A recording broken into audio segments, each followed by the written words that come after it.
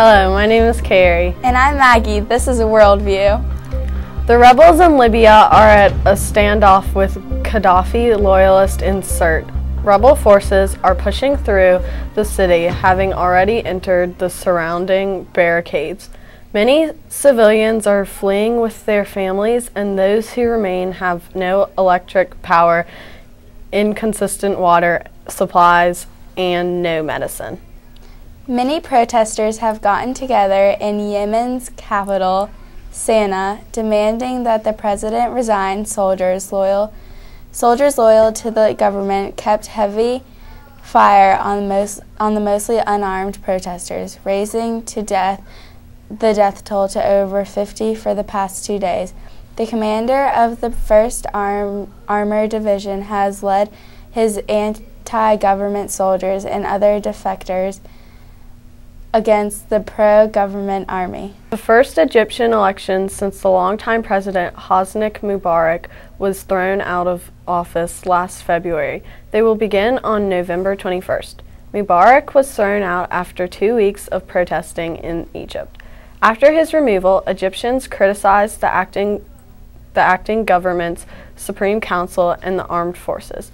Their protests led to election dates and the abolishment of the military tribunal. A British couple were recently attacked in Nairobi, Kenya, by Somali pirates. The man was shot, but the woman was taken hostage. Her whereabouts is still unknown.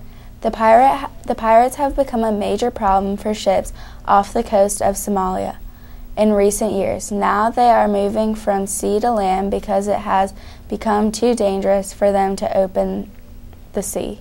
In Pakistan, over 6,000 people have caught dengue fever. 25 people have died in the last 2 months, with approximately 300 people getting infected a day. A new land vehicle called the CV-90 adaptive tank was shown at the 2011 Defense and Security Equipment International Conference. It is a tank that has armor plating, allowing it to be seen through infrared scopes as anything it wants to be, or even become invisible. Researchers believe that Homo sapiens, the ancestors of modern man, evolved in Africa about 200,000 years ago and moved north through the Middle East into Europe and Asia. Recent discoveries in China and Spain, however, might have proven the out of Africa theory wrong. Researchers have found 12 new species of night frogs living in the rainforest in western India. Researchers are hoping that by making their existence known, efforts will be made to protect their habitat. An archaeologist in Ireland recently excavated 2 skeletons with rocks wedged into their mouths. Several hundred years ago, people protected themselves from zombies by shoving rocks into the mouths of the dead whom they considered dangerous. It was believed that this practice would prevent those people from coming back from the dead as zombies. Now here's the Worldview School Service update with Hannah. Thanks, Maggie. This week, school service is slowly starting to pick up. Since it's still early in the year, there are not many projects, but keep your ears open for new ones. If you worked at the back-to-school bash on Friday, make sure you get your service forms signed by tomorrow, or else they won't count. Remember, 6th graders need 6 hours with at least 3 different projects. If you're in 7th grade, you must have 8 hours in 4 different projects. 8th graders need 10 hours with a minimum of 5 projects, and 9th graders need 15 hours and 6 different projects.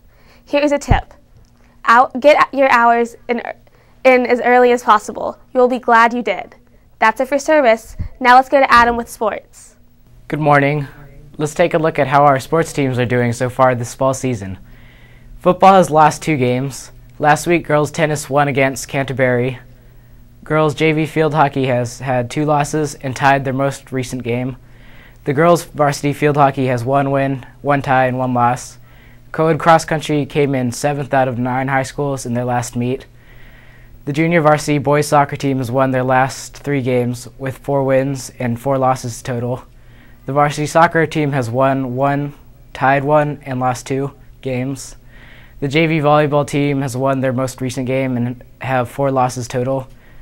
The varsity volleyball team has won 3 games, tied 1, and lost 1. This week, football and field hockey teams are away to play our rivals at Forsyth Country Day School. Make sure to come out and support our teams. Thanks, Adam, and thanks for watching. See you next week on WorldView.